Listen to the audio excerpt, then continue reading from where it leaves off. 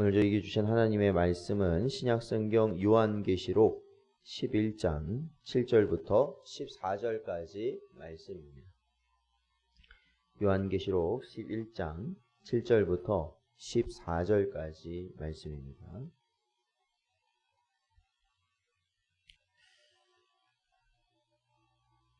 다 찾으시면 저희 함께 봉독하겠습니다. 그들이 그 증언을 마칠 때에 무저갱으로부터 올라오는 짐승이 그들과 더불어 전쟁을 일으켜 그들을 이기고 그들을 죽일 터인즉 그들의 시체가 큰 성 길에 있으리니 그 성은 영적으로 하면 소돔이라고도 하고 애굽이라고도 하니 곧 그들의 주께서 십자가에 못 박히신 곳이라. 백성들과 족속과 방언과 나라 중에서 사람들이 그 시체를 사흘 반 동안을 보며 무덤에 장사하지 못하게 하리로다. 이 두 선지자가 땅에 사는 자들을 괴롭게 한 고로 땅에 사는 자들이 그들의 죽음을 즐거워하고 기뻐하여 서로 예물을 보내리라 하더라. 3일 반 후에 하나님께로부터 생기가 그들 속에 들어가매 그들이 발로 일어서니 구경하는 자들이 크게 두려워하더라. 하늘로부터 큰 음성이 있어 이리로 올라오라 함을 그들이 듣고 구름을 타고 하늘로 올라가니 그들의 원수들도 구경하더라. 그때에 큰 지진이 나서 성 10분의 1이 무너지고 지진에 죽은 사람이 7천이라. 그 남은 자들이 두려워하여 영광을 하늘의 하나님께 돌리더라. 둘째 화는 지나갔으나 보라 셋째 화가 속히 이르는도다. 아멘.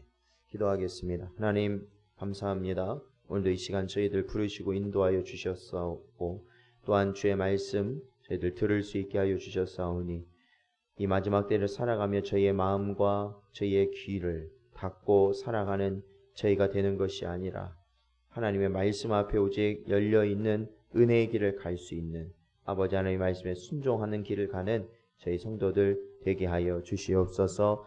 간절히 바라오며 예수님의 이름으로 기도하옵나이다. 아멘.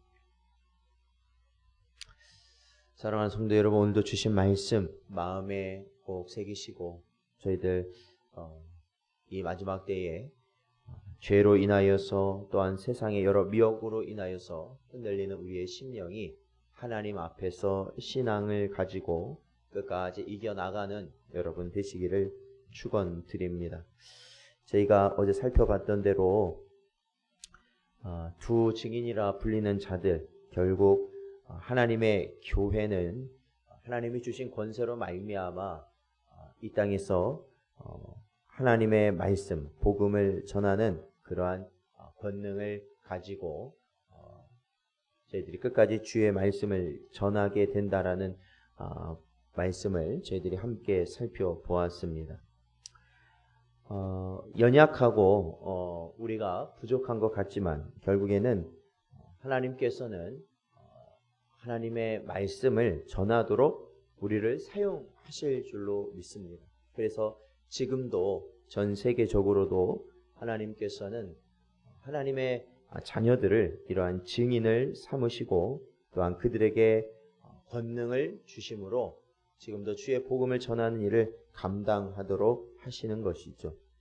그렇기 때문에 그 주의 말씀을 전하는 시기는 보장되어 있다라는 겁니다. 오늘 본문 7절부터 보면 그러나 그 엄청난 권세를 하나님으로 받은 증인이라 할지라도 그 때가 되었을 때, 그러니까 오늘 7절 말씀 보면 증언을 마칠 때에라는 것이죠. 그 전하는 것이 전하는 기한이 맞춰지게 되었을 때 무저갱으로부터 올라오는 짐승들과의 전쟁에서 결국 죽임을 당하고 이들이 시체가 큰 성길에 버려지은 채 세상에 조롱을 받게 될 것이다 라는 겁니다. 교회가 마지막 때에 복음을 전하는 시기는 정해져 있을 겁니다. 즉 하나님의 보호하심과 권능을 허락하신 기한이 정해져 있다라는 것이죠. 그것이 다 했을 때 교회는 사단, 마귀의 세력으로부터 영적, 육적, 무차별 공격을 받게 될 것입니다. 우리는 분명 마지막 때에 일어날 모든 심판적 재난 속에서 하나님의 보호하심을 받을 것입니다. 그럼에도 주님 오실 날이 가까이 올 때에 더욱 극렬히 저하하는 사탄과 마귀와 귀신의 세력으로 인한 고난은 교회가 주님 오실 그날까지 견뎌야 되는 환난입니다. 본문 8절에 보니까 두 증인의 시체가 큰 성길, 즉 영적으로는 소돔과 애굽이라 불리며 주님께서 십자가에 달려 죽으신 그곳에 버려질 것이다 예언되고 있습니다. 사랑하는 성도 여러분, 이제는 이 땅에서 점점 더 공평과 정의, 그것이 이제 사라질 수밖에 없는 그러한 시대를 저희는 살아가고 있는데, 교회는 무차별적인 공격 속에서 죽은 자와 같이 고통받으며 신음하게 될 것입니다. 이는 하나님께서 자신의 백성에게 주시는 재앙이 아닌 마지막으로 사탄과 마귀가 세운 적 그리스도를 통하여 지금도 이루어져 가고 있는 상황입니다.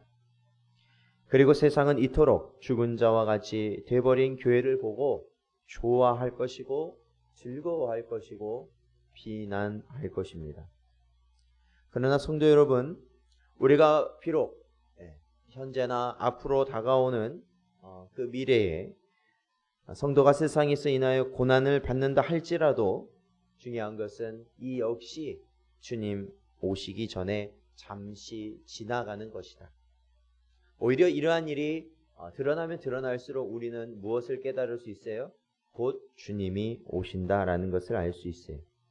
죽은 것 같은 교회는 다시 하나님께서 장사된 예수 그리스도를 부활하신 것 같이 하나님의 능력으로 말미암아 살아나게 되는 역사를 누리게 될 것입니다. 우리가 잠시 죽음의 고통을 맛보아야 하는 시기는 오늘 성경 11절 말씀 보면 3일 반이다 라고 기록되어 있어요. 이 3일 반이라는 기간, 이 기간, 그러니까 극히 짧은 기간, 그 기간을 지나게 되면 하나님의 교회는 또한 백성들은 다시 일어나게 될 것이다 라는 것이죠. 그러므로 사실 교회를 살리시는 분은 하나님이십니다. 그리고 성도를 일으키시는 분은 하나님이십니다. 오늘날 이 땅의 교회가 물론 교회답지 못하여서 하나님의 말씀을 제대로 따르지 못하여서 정말로 이 세상에 있는 악한 자들보다 더 악한 모습으로 보여질 때도 있습니다. 그로 인하여서 어떠한 교회의 지탄을 받고, 근데 그러한 것보다 오히려 하나님의 말씀을 우리가 더 순종하려다 보니까 세상은 교회를 핍박하는 경우가 대부분입니다. 핍박하는 경우가 대부분이에요. 왜? 어떻게 보면 교회는 독선적이고 교회는 세상과 타협이 없다라는 그러한 것이죠. 그래서 보기 싫다라는 건데, 여러분 이러한 때에 우리가 이 세상에 인정받는 것을 우리가 원하고 또한 그러한 모습으로 우리가 뭔가를 교회가 앞으로 해 나간다면 그것은 더더욱 그것은 잘못된 길을 갈 수밖에 없습니다. 우리는 끝까지 어떻게 해야 되겠습니까? 세상이 보기에 그것이 좋든지 나쁘든지 그러한 것에 연연할 것이 아니라 오직 하나님께서 우리에게 주신 그 말씀을 따라가는 삶을 우리는 살아가야 되는 것이고, 비록 우리가 죽은 자와 같은 그러한 상황에 처해 있어서 매우 고통스럽고 매우 어둠 가운데 있는 상황이 된다 할지라도, 마치 초기 기독교인들이 로마의 압제 가운데서도 이 카타콤이라는 그 무덤 가운데서 그들이 오랜 시간을 예배하며 하나님만을 바라보며 살아갔던 것처럼 저희도 남은 자의 신앙을 가지고 이 시기를 잘 견디어내고 우리가 세상과 타협하지 않고 죄를 짓지 않고 저희들 살아갈 수 있는 저와 여러분 되시기를 주의 이름으로 간절히 축원드립니다. 오늘도 주신 말씀 붙들고 기도하겠습니다.